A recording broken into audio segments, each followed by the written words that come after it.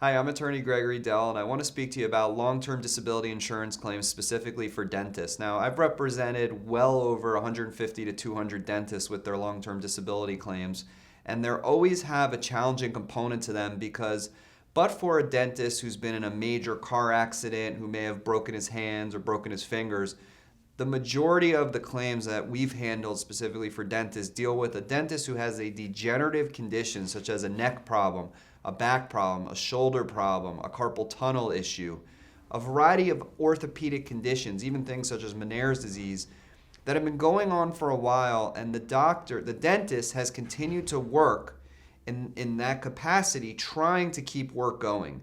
And what happens is you get to the point where you're saying, look, I've been doing this for a couple months or a couple years even. I've modified my procedures at work and I'm still in pain and discomfort. And ultimately, I'm not only hurting myself, but I fear I'm going to hurt a patient. So you reach the point where you say, you know what, I think I want to file a claim.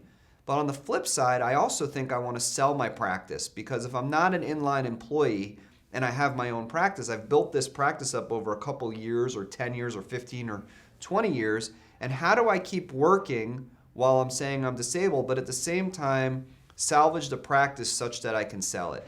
And that's an issue that I deal with probably on a weekly basis for dentists all over the country.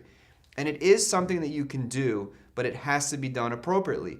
Because if you've been suffering for a while, the disability insurance company is going to say, well, look, you've had these issues for a while. You had an MRI on your back, an MRI on your neck. You had carpal tunnel surgery or positive EMGs showing neuropathy in your fingers and numbness, but yet you've worked with it for 3 or 4 years. So what's changed? Why now do you have to file disability? And that's the type of ultimate question that we will counsel you through so that you can get your claim approved.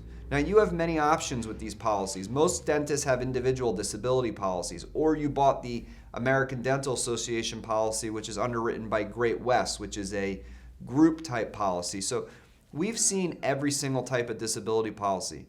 The important thing, though, is that you have total disability and residual disability. And it may be that you say, you know what, I want to cut back my hours, but I'm going to have a loss of income and still continue to work.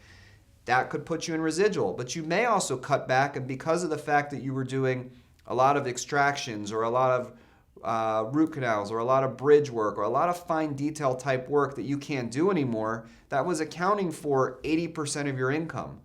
Now you want to transition and say, you know what, I'm going to bring in another dentist and have them do that, and maybe I'll just do checkups. Will that make me totally disabled? Can I still run this practice? Can I transition and do marketing? We know that these dental practices are getting consolidated by these big chains that are coming in and buying practices. Well, what if you had the time to stop working, go out and market your practice, get your full total disability benefit, and continue to earn maybe even more money than you were making as a practicing dentist? So another thing, business overhead policies. A lot of dentists bought these business overhead policies, and those deal with complicated issues because if you sell the practice, the whole business overhead policy can go out the door.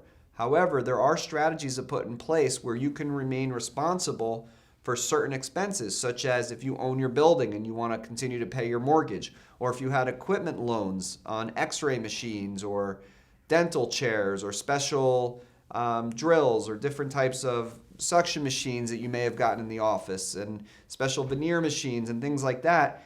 You can potentially continue to have those loans paid through your business overhead even though you sold the practice.